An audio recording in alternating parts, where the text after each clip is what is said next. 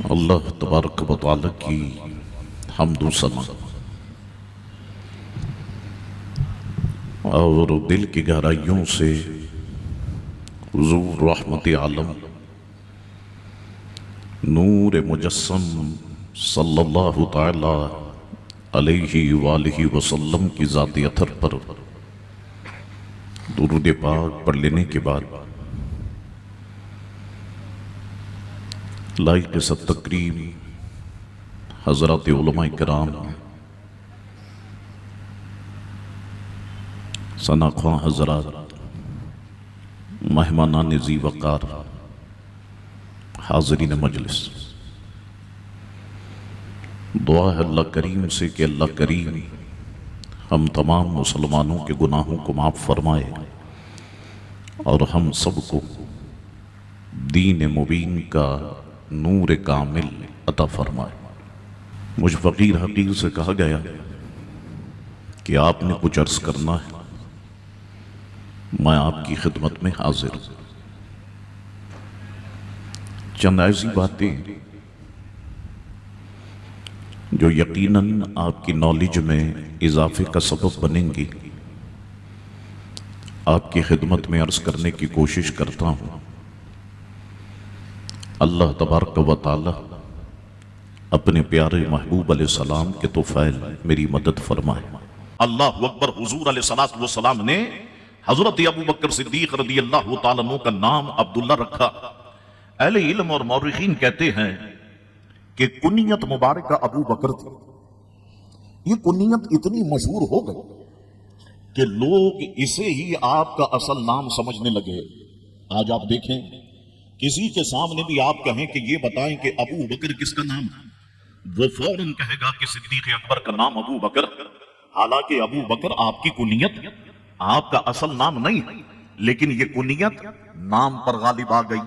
جس طرح سے ہم دیکھتے ہیں ابو ہریرہ، اب لوگوں سے پوچھیں کہ ابو ہریرہ کا اصل نام کیا تھا، کسی کو نہیں پتا ہوگا، بہت کم افراد ہوں گے جنہیں معلوم ہوگا، تو کنیت نام پر غالب آ گئی۔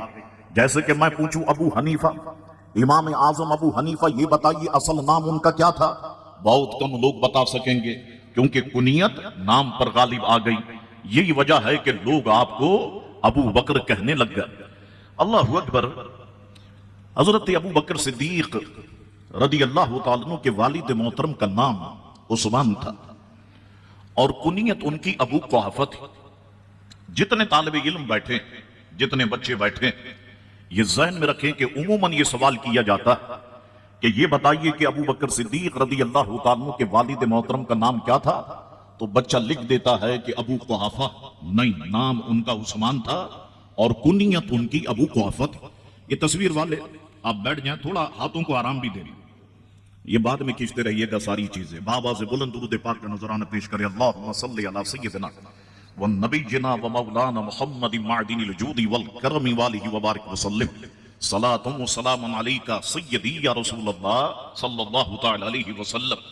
تو کنیت اتنی مشہور ہو گئی کہ لوگ آپ کا نام اسے سمجھنے لگ گئے کہ ابو بکر آپ کا نام، حالانکہ آپ کا نام جو ہے وہ عبداللہ، اور لوگ اسی طرح آپ کے والد محترم کی کنیت کو بھی نام سمجھنے لگ گئے، حالانکہ ان کا نام عثمان تھا اور کنیت ابو قحافہ تھی۔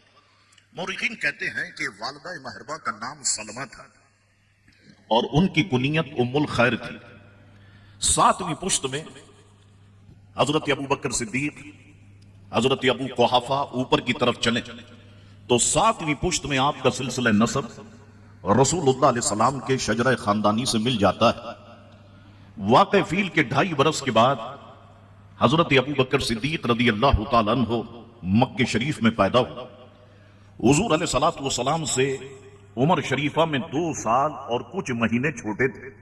یہ بات ذہن میں رکھیں، کیونکہ میں نے بعض جگہ پر لوگوں نے عربی کتابوں کا جب ترجمہ اردو میں کیا تو غلطی کر گئے اور کہا کہ ابو بکر صدیق رضی اللہ تعالیٰ عنہ حضور علیہ السلام سے 2 سال اور کچھ مہینے بڑے تھے۔ یہ بات غلط۔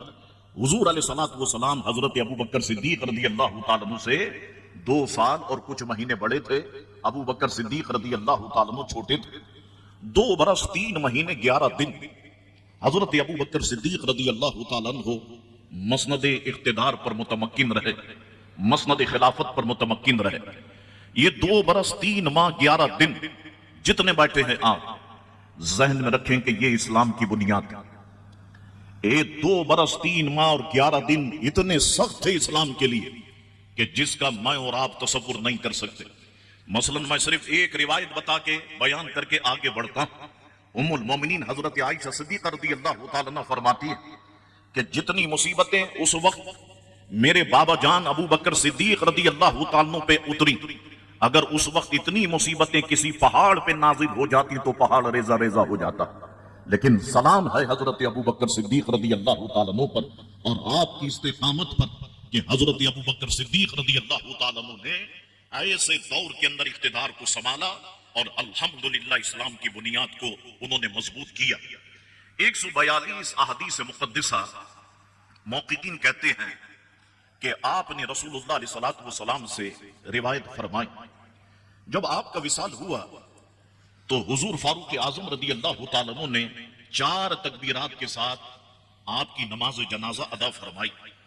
हजरत सैयदना अबू बकर सिद्दीक रज़ियल्लाहु ताला अन्हु, अब ये सवाल बड़ी अहमियत का हामिल है और सोशल मीडिया पर यह सवाल रोजाना गर्दिश करता रहता है और जो लोग सोशल मीडिया के शौकीन हैं वो इस सवाल को बार बार देखते हैं और उलमा किराम से पूछते रहते हैं। अगर मेरी गुफ्तगू जहन में रहेगी तो इंशाअल्लाह तबारक व तआला एक मोतबर जवाब आपके जहन में रहेगा। सवाल यह है कि सबसे पहले इस्लाम कबूल करने वाली शख्सियत कौन सी है? सबसे पहले इस्लाम किसने कबूल किया? आइए मैं कुछ बातें अहले इल्म की रोशनी में आपके सामने रखता हूं, उनकी कुतुब की रोशनी में।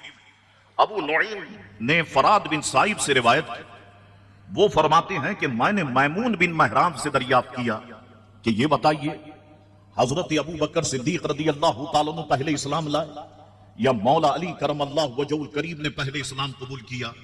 तो उन्होंने जवाब दिया कि हजरत अबू बकर सिद्दीक रज़ियल्लाहु ताला अन्हु बोहराए राहिब के जमाने में मुशर्रफ बा इस्लाम हो चुके थे और ये वो वक्त था कि जब प्यारे अली करमल्लाहु वजहुल करीम पैदा भी नहीं हुए थे। हजरत अबू बकर सिद्दीक उस वक्त इस्लाम ले आए कि जब हजरत अली करमल्लाहु वजहुल करीम पैदा भी नहीं हुए थे। एक बात इमाम जलालुद्दीन सयूती रहमतुल्लाहि ताला अलैह इस पर अपनी किताबों में बड़ी तफसील के साथ गुफ्तगू की और वो फरमाते हैं कि सहाबा किराम और ताबईन की जमात कसीरा इस बात की कायल है कि सबसे पहले मोमिन हजरत अबू बकर सिद्दीक रज़ियल्लाहु ताला अन्हु है और फरमाते हैं कि बाज हजरात ने इस पर इजमा बयान फरमाया। अल्लाहु अकबर। अब देखें आप, जो बाजार की किताबें कि जिन्हें हम पढ़ते हैं स्कूल में कॉलेजेस में जो पढ़ाई जाती है, अब मेरी तरफ देखें आप ताकि बात आपके दिलो दिमाग में रहे। आप जब बाजार की वो निसाब की किताबें आप पढ़ेंगे तो उसमें एक जगह पर आपको ये मिलेगा कि सबसे पहले इस्लाम कबूल करने वाले हजरत अबू बकर सिद्दीक रज़ियल्लाहु ताला अन्हु।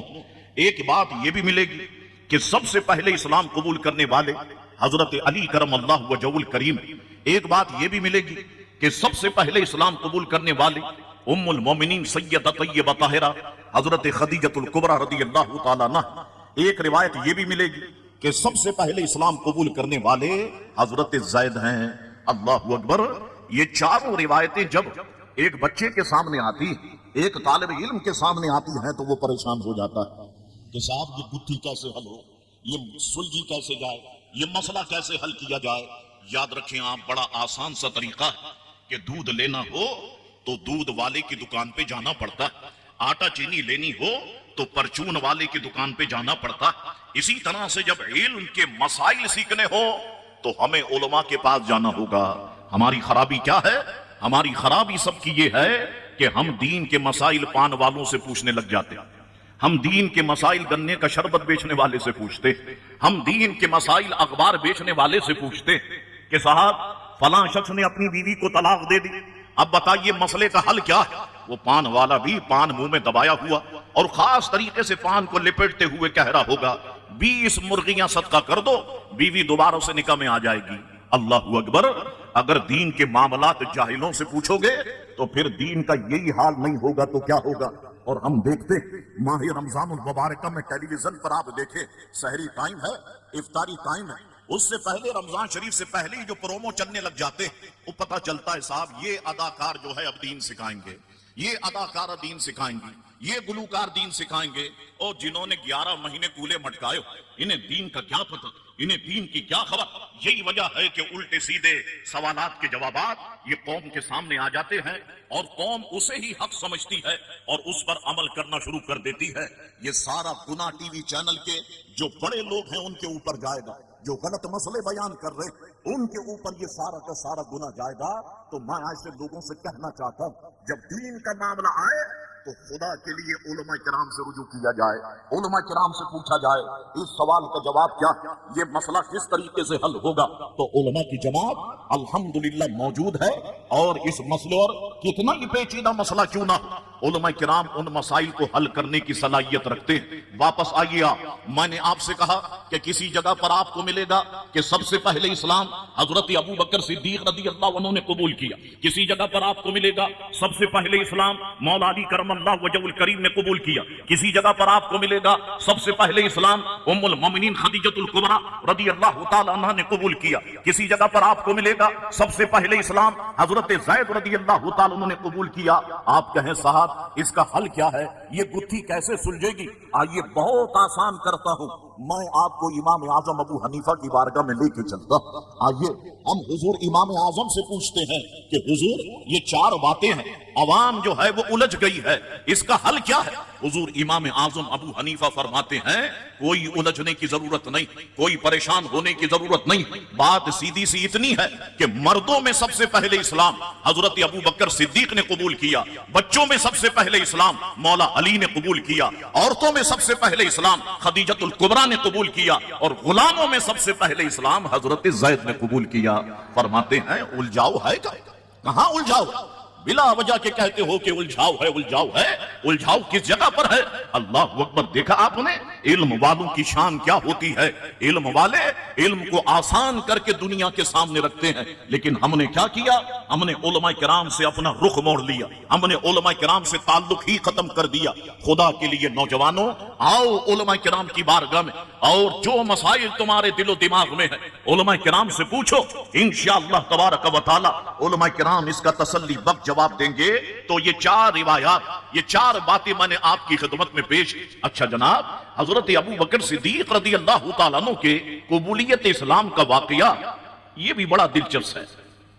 مورخین کہتے ہیں کہ حضرت ابو بکر صدیق رضی اللہ تعالیٰ عنہ کا پیشہ چونکہ تجارت تھا، بزنس تھا، اور زیادہ تر تجارتی قافلے لے کر آپ شام کی طرف جایا کرتے تھے۔ تو ایک بار آپ شام میں موجود، رات آپ نے خواب دیکھا، اور بعض مورخین نے اس خواب کو بیان بھی کیا کہ خواب میں کیا دیکھتے ہیں کہ آسمان سے ایک نوری تارا اترا، ابو بکر صدیق کے گھر میں داخل ہو گیا اور گھر میں روشنی پھیل گئی۔ آپ نے چاہا کہ روشنی باہر نہ نکلے، کھڑکیاں دروازے بند کر دیے، لیکن روشنی پھیلتی چلی گئی اور پوری کائنات میں روشنی پھیل گئی۔ اللہ اکبر! یہ خواب جب حضرت ابو بکر صدیق رضی اللہ تعالیٰ عنہ نے دیکھا تو بڑے پریشان ہوئے اور صبح ہونے کا انتظار کرنے لگے۔ جب صبح ہوئی تو کسی سے پوچھا کہ بتاؤ یہاں پر خواب کی تعبیر درست کون بتاتا؟ کسی نے کہا یہاں پر ایک راہب ہے جو خواب کی تعبیر بالکل درست بتاتا ہے۔ حضرت ابو بکر صدیق رضی اللہ تعالیٰ عنہ اس کے پاس پہنچے اور اس سے کہنے لگے کہ رات میں نے یہ خواب دیکھا، تم بتاؤ کہ اس خواب کی تعبیر کیا ہے؟ اللہ اکبر! خواب کی تعبیر بتانا آپ کیا سمجھتے؟ یہ آسان کام؟ بڑا مشکل کام۔ میں رمضان شریف میں دیکھتا ہوں ٹی وی میں بڑے بڑے مولوی تصویر ہاتھ میں لیے، خواب کی تعبیر یہ، اس کا حل یہ، تعبیر یہ، حل یہ۔ اور تم نے کتنی کتابیں کھنگال لی جو تم فوراً کے فوراً تعبیر بتانے لگ گئے۔ اللہ اکبر! اب یہاں پر دیکھو وہ راہب حضرت ابو بکر صدیق اس کے سامنے، وہ کہنے لگا ابو بکر میں چند باتیں آپ سے پوچھوں گا، آپ اس کے درست جواب مجھے دیں گے۔ فرمایا ٹھیک ہے پوچھو، یہ بتائیے کہ آپ کرتے کیا؟ فرمانے لگے میں تجارت کرتا۔ کہاں کے رہنے والے؟ میں مکے کا رہنے والا۔ کس قبیلے سے تعلق رکھتے ہیں؟ میں قبیلہ بنو تمیم سے تعلق رکھتا۔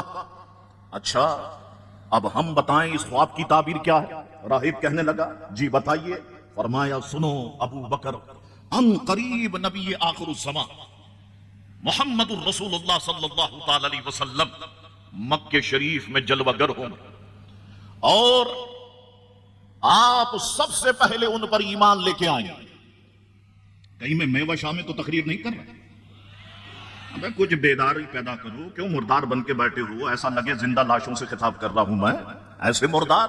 اللہ تبارک و تعالی بس ہمارے حال پر رحم فرمائے.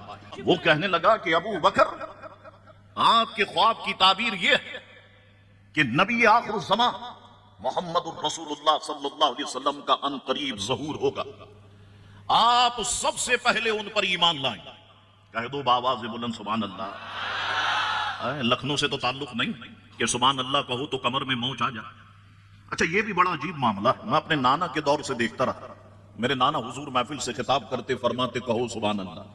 وہ پورا دور چلا گیا. والد محترم کا دور دیکھا. خطاب فرماتے اور کہتے کہو سبحان اللہ. پھر عوام کہتی سبحان اللہ. جیسے آپ نے دیکھا پولیو کے قطرے پلانے جب آتے تو گھر پہ آ کر کے پوچھتے کہ ہے کوئی بچہ چھوٹا ایسا کہ جس کو پولیو کے قطرے پلائیں. ماں کہتی ہے کہ ہاں میرا بچہ. کا لے کے آئی. اب لے کے آتے ہیں تو وہ منہ نہیں کھولتا. اب وہ کہتے ہیں ٹیم صاحب اپنے بچے سے صاحبہ اپنے بچے سے کہیے ذرا منہ تو کھولے. تو ماں بچے سے کہتی ہے آ کرو. وہ بچہ آ کرتا ہے منہ کھولتا ہے تو پھر وہ قطرات ڈالتے ہیں. ایسے ہی ہر وقت آ کے تم سے کہنا پڑتا ہے آ کرو سبحان اللہ کہو ماشاء اللہ کہو. پھر مرداروں کے اندر کچھ دم آتا ہے کہ صاحب ہاں اب شاہ صاحب نے کہہ دیا تو سبحان اللہ کہنا پڑے گا. اب جتنے بیٹھے ہو یہاں سے وہاں تک میں خاموش نہیں بیٹھنے دوں گا. ابھی بڑے پیار سے تقریر کر رہا ہوں بڑے اطمینان سے. ورنہ 12 ستمبر کی تقریر تم کو یاد ہے اچھی طرح سے یاد. لیکن یاد رکھو ہم پیارے علی کرم اللہ وجہ الکریم کی اولاد. ہمیں معلوم ہے کہ کب کہنا ہے اور کیا کہنا ہے. ہم اچھی طریقے سے جانتے محفل کے حساب سے اسی لیے گفتگو کرتے. اللہ اکبر. تو وہ راہب کہنے لگا ابو بکر اس خواب کی تعبیر یہ ہے کہ نبی آخر الزمان کا ظہور ہوگا اور آپ سب سے پہلے ان پر ایمان لائیں. ایک بات. اور دوسری بات یہ سب سے پہلے آپ وزیر ان کے بنیں گے. اچھا وزیر کا کیا معنی؟ دیکھیں حضور علیہ السلام نے ارشاد فرمایا اللہ رب العزت نے 4 وزیروں کے ساتھ میری مدد فرمائی. 2 وزیر زمین میں 2 وزیر آسمان میں. کسی نے پوچھا حضور آسمان کے وزیروں کا نام کیا ہے؟ فرمایا جبرائیل و میکائیل. حضور زمین کے وزیروں کا نام کیا ہے؟ فرمایا ابو بکر و عمر. اور یاد رکھو کہ وزیر ہمیشہ بادشاہ کے ساتھ رہتے. اچھا یہ دنیاوی جو بادشاہ دنیاوی جو گزرا ہم دیکھتے ہیں جب وزیر اعظم مر جاتا وہ الگ دفن ہوتا وزراء الگ دفن ہوتے. میرے سرکار ایسے بادشاہ ہیں کہ جہاں سرکار آرام فرما ہے اسی گنبد خضرا کے نیچے دونوں وزراء بھی آرام فرما. اللہ پر پتا چلا آمنہ کے لال کی حکومت زمین پر بھی ہے اور آمنہ کے لال کی حکومت آسمان پر بھی ہے. میرے اعلیٰ حضرت فرماتے ہیں عرش پہ تازہ چھیڑ چھاڑ فرش پہ طرفہ دھوم دھام کان جدر لگائیے تیری ہی داستان ہے. اللہ اکبر. یہ شان ہے پیارے مصطفیٰ کریم صلی اللہ تعالی علیہ وسلم کی. اب راہب کہنے لگا سنیے اس خواب کی تعبیر یہ ہے کہ سب سے پہلے خلیفہ بھی آپ انہی کے بنیں گے. سب سے پہلے آپ خلیفہ بنیں گے. حضرت ابو بکر صدیق رضی اللہ تعالیٰ عنہ بہت زیادہ خوش ہوئے. اللہ اکبر. جب مکہ شریف آئے تجارت سے فارغ ہو کر تو سوچنے لگے کہ میں اپنے گھر جاؤں یا رسول اللہ علیہ السلام کی بارگاہ میں جاؤں. اللہ اکبر. دل نے فیصلہ کیا کہ رسول اللہ علیہ السلام کی بارگاہ میں حاضر ہوا جائے. حضرت ابو بکر صدیق حاضر خدمت ہوئے اور عرض کرنے لگے اے محمد ابن عبداللہ آپ جس چیز کا دعویٰ کرتے ہیں آپ جس چیز کی تبلیغ کرتے ہیں یہ تو بتائیے کہ آپ کے پاس اس کی دلیل کیا ہے. اللہ اکبر. حضور علیہ السلام نے ارشاد فرمایا ابو بکر کیا وہ دلیل کافی نہیں ہے جو تم ملک شام میں دیکھ چکے ہو؟ کیا وہ دلیل کافی نہیں ہے جو تم ملک شام میں دیکھ چکے ہو؟ اللہ اکبر. بس اتنا کہنا تھا. ابو بکر صدیق نے اپنا ہاتھ آگے بڑھایا اور حضور علیہ الصلوۃ والسلام نے کلمہ شریف پڑھا کر ابو بکر صدیق کو دار اسلام میں داخل فرمایا.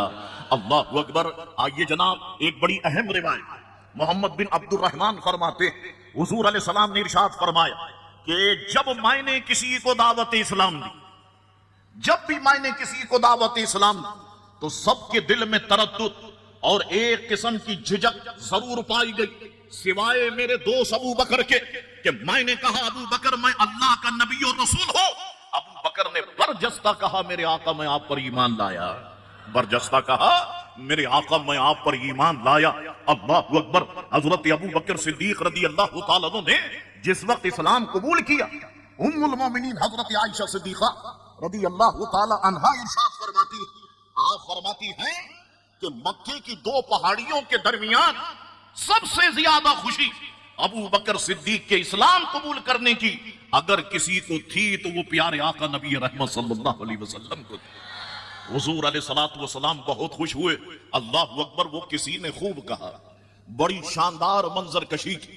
اگر آپ اپنی زبان کو سبحان اللہ سے تر رکھے تو آئیے میں اس منظر کشی کو بیان کرتا. کسی نے کہا کہ صاحب حضرت ابو بکر صدیق رضی اللہ تعالیٰ کیسی شخصیت اور کیسے حضور نے دعوت اسلام دی. اس سارے معاملے کی جب منظر کشی کی تو کہتے ہیں ابو بکر آئے، ان کو بھی یہی پیغام پہنچایا. ابو بکر آئے، ان کو بھی یہی پیغام پہنچایا، خدا کے دین کی تلقین کی، اسلام پہنچایا. کہا مجھ کو میرے رب نے نبوت دے کے بھیجا ہے، ہدایت دے کے بھیجا ہے، شریعت دے کے بھیجا ہے.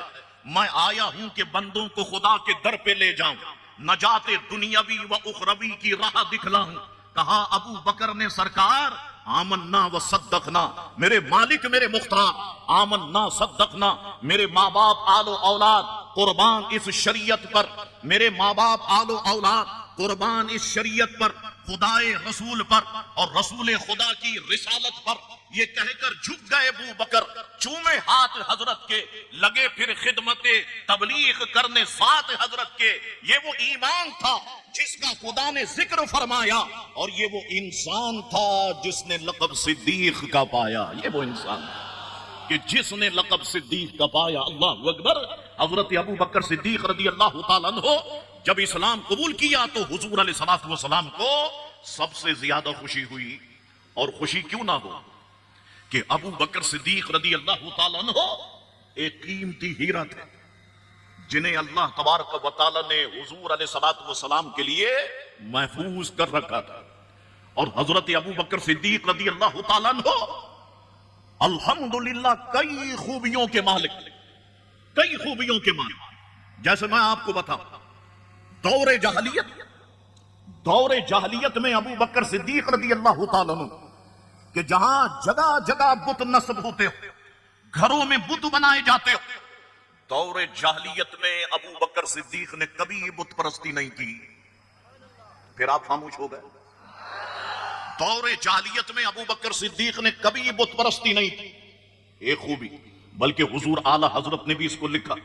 حضور اعلی حضرت فرماتے ہیں کہ ایک بار آپ کے والد آپ کو تیار کرا کر ایک بت گدے میں لے گئے اور ایک بڑے سے بت کے سامنے آپ کو کھڑا کر دیا اور فرمانے لگے ابو بکر یہ تمہارا خدا. اللہ اکبر. تم اس سے بات چیت کرو، میں آتا. جب والد چلے گئے تو ابو بکر صدیق اس کے سامنے کھڑے ہو گئے اور اس بت سے فرمانے لگے میں بھوکا ہوں، مجھے کھانا کھلا، مجھے پانی کی ضرورت ہے پانی پلا، مجھے لباس کی ضرورت ہے مجھے لباس. میں تجھے پتھر مارتا، اگر تو خدا ہے تو اپنے آپ کو بچا.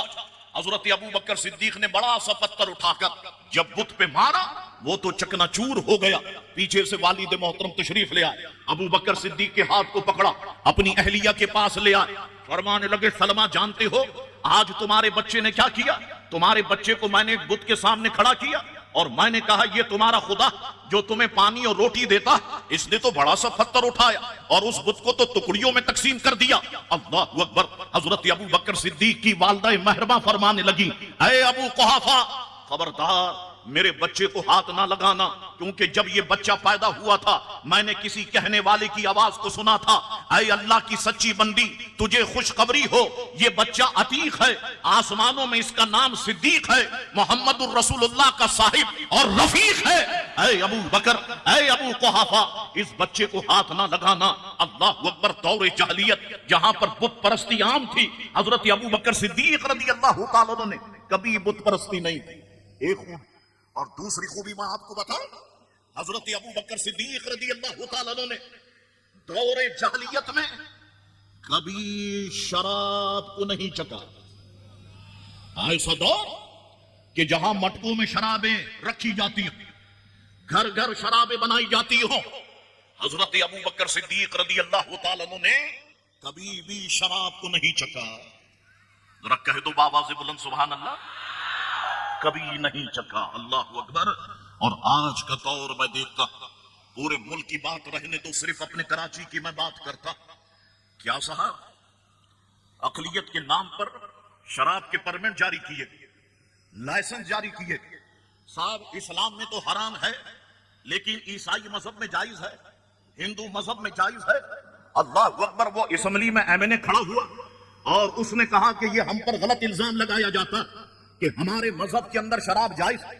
جس طرح اسلام میں شراب حرام ہے, اسی طرح ہمارے مذہب میں بھی حرام ہے, اس پر پابندی لگائی جائے. اور پھر آپ کو پتا ہے اسمبلی میں کیا حال ہوا اس بل کا, اور کس طریقے سے بل کو ریجیکٹ کر دیا گیا.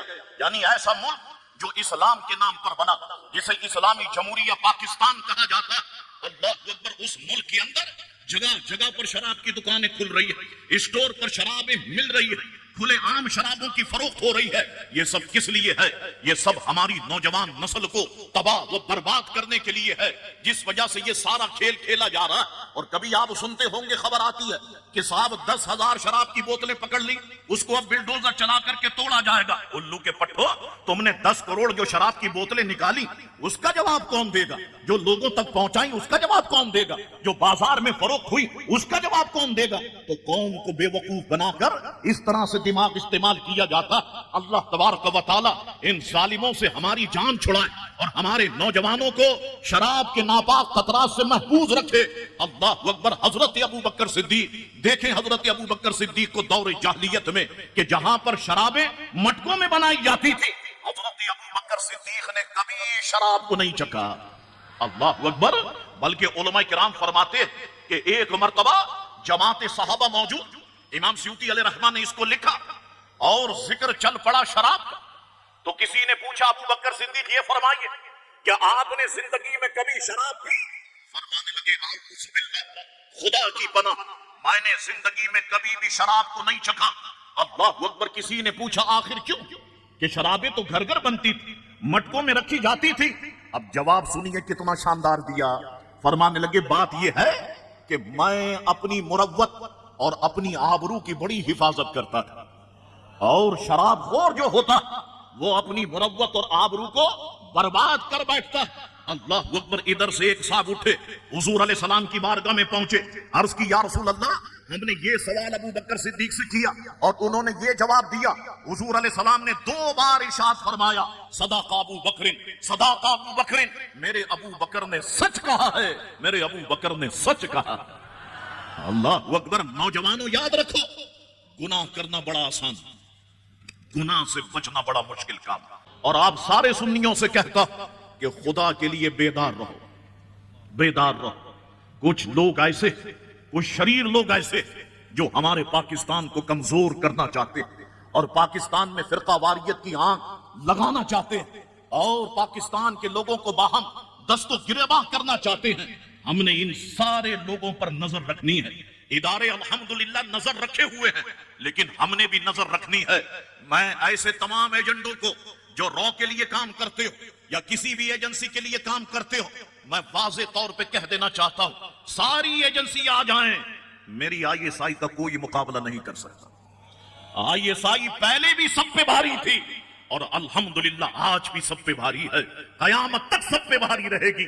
یہ پاکستان موضوعاتی طور پر بنا تھا, موضوعاتی طور پر قائم ہے, اور انشاءاللہ موضوعاتی طور پر قائم رہے گا. پاکستان کو مٹانے والے مٹ جائیں گے, ختم ہو جائیں گے, لیکن پاکستان اسی طریقے سے برقرار رہے گا, کیونکہ اس پر نگاہ ہے مدینے والے مصطفیٰ کریم علیہ السلام, اس پر نگاہ ہے مدینے والے مصطفیٰ کریم علیہ السلام کی. تو انشاءاللہ تبارک و تعالی یہ سارے بھیڑیے آپ دیکھیں گے, ایک وقت آئے گا کہ یہ جو پاکستان کے دشمن بنے ہوئے یہ نشان عبرت بنا دیے جائیں گے. اللہ تبارک و تعالی ہمارے پاکستان کو برقرار رکھے. اور سنیوں, میں تم سے کہنا چاہتا ہوں, پاکستان کے علاوہ ہمارے پاس کوئی ملک ہے؟ کچھ لوگ ہیں وہ تو سعودیہ بھاگ جائیں گے, کچھ لوگ ہیں وہ دوسرے ملک بھاگ جائیں گے. ہم نے تو رہنا ہی پاکستان میں, ہمارا جینا مرنا پاکستان میں. ہم اپنے پاکستان کو ختم نہیں ہونے دیں گے, پاکستان کو مٹنے نہیں دیں گے. ہم انشاءاللہ تبارک و تعالی اداروں کے ساتھ, اپنی فوج کے ساتھ, ہم پہلے بھی کھڑے تھے, ہمارے اکابر علماء آج ہم ان کی اولاد بھی اپنی فوج کے ساتھ کھڑی رہے گی، اپنے اداروں کے ساتھ کھڑی رہے گی۔ اللہ تبارک و تعالی میری فوج کی، میرے ایجنسیز کی، میری پولیس کی، میری رینجرز کی، اللہ تعالیٰ سب کی حفاظت فرمائے، عوام اہل سنت کی حفاظت فرمائے۔ پاکستان پاکستان پاکستان مسلک اعلی حضرت، مسلک اعلی حضرت، مسلک اعلی حضرت۔ اب اس دور میں یہ نعرہ لگانا ہم پر واجب ہو گیا، مسلک اعلی حضرت زندہ باد، واجب ہو گیا یہ نعرہ، کیونکہ بہت سارے لوگ جو بولیاں بول رہے ہیں وہ آپ کے سامنے ہے۔ اگر ایمان بچانا ہے میرے اعلی حضرت کے دامن کو مضبوطی سے تھامے رہو، بس نجات نجات نجات اگر ہے تو مسلک اعلی حضرت کو مضبوطی سے تھامنے میں، اسی میں ہماری نجات اور اسی میں ہماری بخشش و مغفرت ہے۔ اللہ تبارک و تعالی ہمیں ہمارے بزرگوں کے نقوش قدم پر چلنے کی توفیق عطا فرمائے۔ دیکھو میں انسان ہوں، ہو سکتا ہے بولنا کچھ چاہتا ہوں، زبان سے کچھ اور نکل گیا، میں اللہ سے معافی مانگنے میں نہیں شرماتا۔ میں تجدید ایمان کے طور پہ کہتا ہوں لا الہ الا اللہ محمد الرسول اللہ صلی اللہ علیہ وسلم۔ بلکہ ہم سب جب سے بالغ ہوئے اب تک اگر کوئی کفریہ کلمات ہماری زبان سے نکل گئے، کوئی ایسی غلطی جو قابل گرفت ہو، مولا ہم سب کے سب تجدید ایمان کے طور پہ پڑھتے ہیں لا الہ الا اللہ محمد الرسول اللہ صلی اللہ علیہ وسلم۔ مولا کریم اسلام پر استقامت عطا فرما، مذہب مہذب اہل سنت والجماعت پہ استقامت عطا فرما، اور مذہب مہذب اہل سنت والجماعت پہ ہمیں موت عطا فرما۔ وآخر دعوانا ان الحمد للہ رب العالمین۔